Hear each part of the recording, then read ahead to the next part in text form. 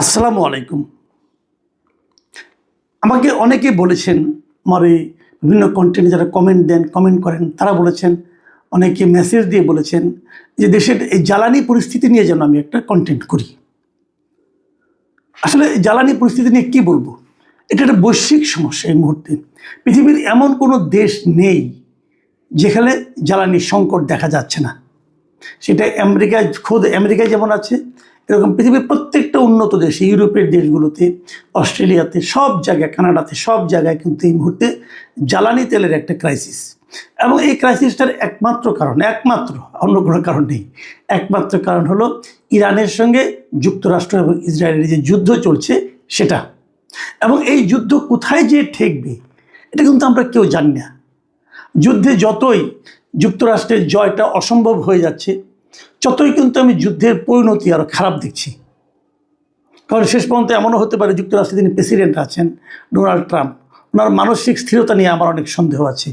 এ ধরনের একজন অস্থির প্রকৃতির মানুষ শেষ পর্যন্ত চূড়ান্ত সিদ্ধান্ত কী নেন এটা বলা বড় কঠিন। যুক্তরাষ্ট্র যদি ইরানের তৈল ক্ষেত্রগুলির উপর হামলা চালায়, তাহলে ইরানও কিন্তু পাল্টা হামলা চালাবে। মধ্যপ্রাচ্যের যুক্তরাষ্ট্রের যারা নাকি মিত্র শক্তি আছে, যেমন আপনার সৌদি আরব অথবা কুয়েত, এই যে দেশগুলো আছে তেল সমৃদ্ধ দেশগুলো, তাদের উপরেও কিন্তু ইরান আঘাত হানতে পারে। যদি সেরকম আঘাত হানে, তাহলে কিন্তু মধ্যপ্রাচ্য থেকে যে তেল পাওয়া, এটা কিন্তু দীর্ঘদিনের জন্য ক্ষতিগ্রস্ত হয়ে যাবে। কাজেই তেল সংকট, এটা কারণটা যেমন আমরা জানি, আগামী দিনগুলোতে তেলের কী হবে এটা আরও ভয়ঙ্কর হবে। এটা নিয়ে নতুন কোনোভাবে কোনো দেশের সরকারের যোগ্যতা অযোগ্যতার ব্যাপারটা কিন্তু এখানে নেই। এটা সারা দুনিয়ারই একটা সমস্যা হবে। এবং যদি তেলের সমস্যাটা যেভাবে চলতে থাকে, তাহলে তেল থাকা না থাকা মানে, তেলের ঘাটতি থাকা মানে সব কিছুর ঘাটতি থাকা। আপনি একটা কথা ভাবেন, তেল না থাকলে কী হবে? কেবল আপনার বাসার আপনার রান্নার সমস্যা হবে, অথবা আপনার গ্যাস না থাকলে আপনার সিলিন্ডার থাকবে না, তা কিন্তু নয়। গাড়ি চলবে না, বাস চলবে না, ট্রাক চলবে না, পরিবহন ব্যবস্থা ভেঙে পড়বে, ট্রেন চলবে না, আপনি যোগাযোগ করতে পারবেন না, মালামাল এক জায়গা থেকে এক জায়গায় আনতে পারবেন না। এই একটা ভয়ঙ্কর অবস্থা। কাজেই ওই সময়ের কথা কল্পনা করে লাভ নেই। ওই সময় কথা কল্পনা করলে আজকে থেকে আপনার ঘুম নষ্ট হয়ে যাবে। আপনি আজকে থেকে আর ঘুমাতে পারবেন না। আপনি ভাবতে পারেন আপনার বাসায় ফ্যান চলবে না, অমুক চলবে না, কীভাবে? আপনি জীবনটা, আপনি তো অভ্যস্ত হয়ে গেছেন। তেল না থাকলে ইলেকট্রিসিটি পাবেন না আপনি, জ্বালানি না থাকলে, এলএনজি যদি না পান, তাহলে আমাদের ইলেকট্রিসিটি থাকবে না। কারণ আমাদের পাওয়ার যে এইগুলো আছে, আপনার যে সেক্টরগুলো আছে, সেগুলো কিন্তু এলএনজি নির্ভর। তাহলে কীভাবে হবে? সবের একটা ভয়ঙ্কর পরিস্থিতি। কাজেই সেই পরিস্থিতিতে শেষ পর্যন্ত না যাক দুনিয়া, এই প্রত্যাশা করা ছাড়া, আল্লাহর কাছে প্রার্থনা করা ছাড়া আমার আপনার কিন্তু আর কিছু করার নেই। আসলে আমরা বর্তমান নিয়ে কথা বলি। বর্তমানের কী অবস্থা দেখুন। আমাদের দেশে তেলের কিন্তু একটা চাহিদা আছে। আমাদের দেশে প্রতি বছর 65 থেকে 68 লাখ টন জ্বালানি তেল আমদানি করা হয়। 65 থেকে 68 লাখ টন আমরা এটা ইম্পোর্ট করি, প্রধানত মধ্যপ্রাচ্য থেকে। এর মধ্যে ডিজেলটাই সবচেয়ে বেশি, ডিজেল এবং অপরিশোধিত তেল। যেটা অপরিশোধিত তেল আসে, ক্রুড অয়েল যেটাকে আমরা বলি, সেটাই আমাদের রিফাইনারিতে ওখানে রিফাইন করে ওখান থেকে আবার আলাদা আলাদা করে ভাগ করা হয়। কাজেই এই তেলের পরিমাণ খুব বেশি একটা না, আমাদের ক্রুড অয়েল খুব বেশি একটা আসে না। আমরা একদম পরিশোধিত তেলতে আনি। আমরা কেন ক্রুড অয়েল আনি না? দুটো কারণে আনি না। একটা কারণে আনি না, আমাদের রিফাইনারির ক্যাপাসিটি কম, আমরা অত বেশি রিফাইন করতে পারি না, 1 নম্বর কারণ। 2 নম্বর কারণ হলো, রিফাইনারিতে যদি আমরা পাঠাই, সেখানে ক্রুড অয়েল থেকে আমরা ডিজেল পাবো, পেট্রোল পাবো, অকটেন পাবো, মোবিল পাবো, অনেক কিছু পাবো। এর ক্যাটাগরি অনুযায়ী ভাগ হবে। কিন্তু আমাদের অকটেন এবং পেট্রোলের খুব একটা দরকার নেই। আমরা পেট্রোল এবং অকটেনটা পেয়ে যাই আমাদের যে গ্যাস সেক্টর, গ্যাস ফিল্ডগুলো আছে, এই গ্যাস ফিল্ডের সঙ্গে যখন আমরা গ্যাস উত্তোলন করি, তখন তার বাই প্রোডাক্ট হিসাবে কনডেনসেট নামে একটা জিনিস উঠে, একটা তরল পদার্থ উঠে। সেখান থেকে আমরা ওটাকে আমরা করে অকটেন এবং পেট্রোল পাই, পেট্রোলই পাই বেশি। কাজে ওটা আমাদের যে মূল টোটাল যে চাহিদা, এই চাহিদার অর্ধেকেরও বেশি আমরা ওখান থেকে পেয়ে যাই। আর আমাদের দেশে কিন্তু পেট্রোল এবং অকটেনের চেয়ে ডিজেলের চাহিদা বেশি। মাথায় রাখবেন, আমরা কিন্তু ভুল বুঝি। এই যে আমরা প্রতিদিন যে পাম্পগুলোর সামনে যে বিশাল লাইন দেখি, এটা কিন্তু ডিজেলের জন্য লাইন না। এটা মূলত ডিজেলের লাইন আছে, কিন্তু এটা মূলত লাইনটা হলো পেট্রোলের লাইন।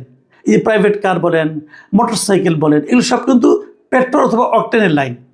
কাজেই পেট্রোল এবং অকটেনের লাইন আমাদের দেশে হওয়া উচিত না, মানে প্রয়োজন নাই। এটা আমাদের দেশে এখনও পর্যাপ্ত সরবরাহ আছে এবং কখনোই যত কিছু হোক মধ্যপ্রাচ্যে আমাদের কখনোই কিন্তু পেট্রোল এবং অকটেনের কোনো ঝামেলা হবে না, কারণ আমরা এটা একদম, আমাদের দেশ কখনোই পেট্রোল এবং অকটেন শূন্য হবে না, কারণ এটা আমরা নিজেরাই পাই, আমাদের এখানে আছে, আমাদের গ্যাস ফিল্ডগুলোতে আছে। কাজেই এটা কখনো একদম জিরো হয়ে যাবে না, কমে যাবে হয়তো বা জিরো হয়ে যাবে না। মূল ঝামেলাটা হচ্ছে ডিজেলে, কারণ ডিজেল দিয়ে কিন্তু আমরা ট্রাক চলে, বাস চলে, এমনকি আমাদের যে সেচ ব্যবস্থা, সামনে কিন্তু বোরোর মৌসুম, এই বোরোর মৌসুমে কিন্তু আমাদের সেচ দরকার আছে, এই সেচের যে তেলটা এটা কিন্তু আমাদের ডিজেল থেকে আসে। আমাদের দেশটা হলো নদী প্রধান দেশ, আপনারা জানেন, নদীমাতৃক দেশ বলি আমরা। আমাদের এখানে প্রচুর নৌকা চলে, আমাদের যত নৌকা চলে সবই কিন্তু এখন এই ইঞ্জিন চালিত নৌকা, সেই ইঞ্জিনের যে তেলটা এটা হলো ডিজেল। কাজে আমাদের ডিজেলের প্রয়োজনটা সবচেয়ে বেশি। আমাদের একটা হিসেব করে দেখা গেছে আমাদের প্রতিদিন আমাদের ডিজেল লাগে 12 থেকে 15,000 আপনার মেট্রিক টন, 12 থেকে 15,000 মেট্রিক টন ডিজেল আমাদের প্রতিদিন লাগে। এখন যদি আপনি বলেন তাহলে আমাদের আছে কত, এখন আমাদের এই মুহূর্তে একটা হিসেব করে দেখা গেছে আমাদের ডিজেল এখন মনে করেন 10-15 দিনের মতো আছে। 10-15 যদি আমরা এই একই হারে খরচ করতে থাকি 10 থেকে 15 দিন আমাদের ডিজেলে চলবে। এটা হলো একটা হিসাব, সরকারি হিসাব বলতে পারেন আপনি এটাকে, এটা বিশেষজ্ঞরাও তাই বলছে। এখন এতে ভয় পাওয়ার কিছু নাই, এই কারণে যে আরও ডিজেল কিন্তু এর মধ্যে আসছে। এর মধ্যে আজকে সর্বশেষ যে খবরটা পেলাম যে চট্টগ্রাম পোর্টে সিঙ্গাপুর থেকে একটা জাহাজ ভর্তি ডিজেল এসে পৌঁছেছে। কাজে একদিকে খরচ হতে থাকবে, আরেকদিকে আসতে থাকবে, এই ধরনের একটা নিজস্ব কিন্তু আমাদের একটা ব্যবস্থা আছে। এখন আমরা কতটুকু পাবো, এই জন্য কিন্তু আমি মনে করি আতঙ্কিত হওয়ার খুব কারণ নাই, কিন্তু তারপরেও আতঙ্ক ওইটা, যদি যুদ্ধটা না থামে তাহলে আমরা কি করব। এখন আপনি বলবেন তাহলে এত ভিড়টা আমাদের কেন হলো, এর কারণ কিন্তু আসলে আর কিছু না, এটা হলো মানুষের মধ্যে একটা আতঙ্ক তৈরি হয়েছে। এই আতঙ্কটা তৈরি করার জন্য সরকার দায়ী, সরকারের জ্বালানি মন্ত্রণালয় দায়ী, সরকারের জ্বালানি মন্ত্রী দায়ী। উনি কিন্তু মার্চ মাসের শেষ দিকে উনি নিজেই ঘোষণা করে বসে আসছিলেন যে এখন থেকে তেলের রেশনিং করা হবে। এই যে রেশনিং কথা উনি উচ্চারণ করলেন না, এটা উচ্চারণ করেই মানুষের মধ্যে একটা উনি আতঙ্ক, প্যানিক ঢুকিয়ে দিয়েছেন, এবং মানুষ এরকম আতঙ্কিত হয়ে এরকমভাবে তেল কেনা শুরু করেছে। যার আগে দেখতেন আপনি একটা মোটরসাইকেল যে চালায় তার ট্যাঙ্কে হয়তো 10 লিটার তেল আটে, সে কিন্তু 3 লিটার তেল দিয়ে ঘুরতেছে, কোনো সমস্যা নেই। এখন আপনি যত লোক মোটরসাইকেল চালায় খবর নিয়ে দেখেন কারো ট্যাঙ্কি কিন্তু খালি নাই। ধরেন 10 লিটার তেল ভরলো, 2 লিটার তেল ফুরিয়ে গেল, সে আবার কিন্তু বাসায় যাওয়ার সময় আবার যা লাইনে আধা ঘন্টা 2 ঘন্টা দাঁড়িয়ে থেকে ট্যাঙ্কিটা ফুল করে নিয়ে যায়, কারণ তার মধ্যে ভয় ঢুকে গেছে যদি কাল থেকে আবার তেল না পাই। কাজে সবসময় ট্যাঙ্কিটাকে ফুল রাখি, এই যে টেন্ডেন্সিটা, এটার কারণে কিন্তু এখন আপনি লাইনগুলি দেখতে পাচ্ছেন। এই লাইনটা আসলে কৃত্রিম লাইন। এই লাইনে আরেকটা কারণ আছে, আরেকটা কারণ হলো যে যারা নাকি ব্যবসায়ী, এই ব্যবসায়ীরা যারা অসাধু ব্যবসায়ী, যখনই শুনছে তেলের ক্রাইসিস, তারা ভেবেছে যে তেলের ক্রাইসিসকে কেন্দ্র করে তারা তেলের একটা চোরা কারবারি করতে পারবে, বিদেশে মানে ইন্ডিয়াতে পাঠাইতে পারবে, একটা চোরা কারবারির পথ আছে, অথবা মানুষের কাছে বাড়তি দামে বিক্রি করতে পারবে। আমি কিন্তু দেখেছি, ঈদের দিন আমি দেখেছি অনেক মোটরসাইকেল চালক যারা আছে তারা তেল না পেয়ে ওই বোতলে করে 1 লিটার 2 লিটার তেল তারা কিনেছে, 200 টাকা 300 টাকা পর্যন্ত তারা লিটার হিসেবে কিনেছে। ওটা একটা সাময়িক ব্যবসা তারা করার চেষ্টা করেছে, কিন্তু এই ব্যাপারে সরকারের কিন্তু খুব সিরিয়াস হয়েছে এইভাবে যে তারা কারা কারা তেল মজুত করছে এটা উদ্ধারের জন্য চেষ্টা করছে, পুরস্কার ঘোষণা করেছে যে মজুতদারদেরকে ধরিয়ে দিতে পারলে পুরস্কৃত করা হবে। এবং এই কারণে অলরেডি মজুতদার ধরা পড়ছে। এর মধ্যে দেখলাম ট্রাঙ্কের মধ্যে নাকি তেল ঢুকে রাখছিল। এখন ভাবতে পারেন কীভাবে মানুষ মজুত করছে, মাটির নিচে গর্ত করে ড্রাম বানিয়ে এর মধ্যে বিভিন্নভাবে তেল রেখেছিল। এর মধ্যে জানা গেছে, যেটা আমি জানলাম কয়েকদিন আগে, প্রায় 2.25 লাখ লিটার তেল কিন্তু এভাবে উদ্ধার করা হয়েছে। আমি মনে করি যাদের কাছ থেকে উদ্ধার করা হয়েছে তাদের বিরুদ্ধে কঠোরতম শাস্তির ব্যবস্থা করা উচিত, করলে বাকিরা এর ব্যাপারে একটু কেয়ারফুল হবে। এবং এক্ষেত্রে সরকারের একটা ভূমিকা খুব আমার পছন্দ হয়েছে, যদিও সেটা সরকারের জন্য অনেকটা পেইনফুল ডিসিশন ছিল। সেটা হলো সরকার তেলের দাম বাড়াবে না বলে ঘোষণা করেছে। এই যে তেলের দাম বাড়াবে না, না বাড়ানোর যে ঘোষণা, এই ঘোষণাটা কিন্তু এই মজুতদারদের জন্য একটা নেতিবাচক ব্যাপার ছিল। মজুতদারদের পরে বেচবে বেশি দামে, এই আকাঙ্ক্ষার মধ্যে পানি পড়ে গেছে এটাতে। তারা আর তো তেলের দাম যদি না বাড়ে তাতে মজুতদারি করে লাভটা কী হলো। এই বিষয়গুলো কিন্তু আমাদের মাথায় রাখতে হবে। এবং আমি মনে করি তেল নিয়ে আতঙ্কিত হওয়ার কিছু নাই, কিন্তু যদি যুদ্ধ দীর্ঘায়িত হয় তাহলে ভয়ঙ্কর অবস্থা হবে। সেক্ষেত্রে আমি মনে হচ্ছে যে আমরা দুর্ভিক্ষের মধ্যে পড়ে যেতে পারি। এই তেল সংকটের কারণে দুর্ভিক্ষ হতে পারে, সেচ হবে না, ফসল হবে না, ফসল পরিবহন করা যাবে না, মানে খাদ্য সামগ্রী পরিবহন অনেক, মানে এটা যে কত রকম সমস্যা হবে, এরকম সমস্যা আমরা জীবনে কখনো পড়িনি। সেরকম সমস্যা কিন্তু হতে পারে। তবে এখানে আমাদের সবাইকে সচেতন হতে হবে, মনে রাখতে হবে এটা কিন্তু সরকারের ব্যর্থতা না, এটা হলো বৈশ্বিক পরিস্থিতি। এই জিনিসটা মাথায় রাখেন।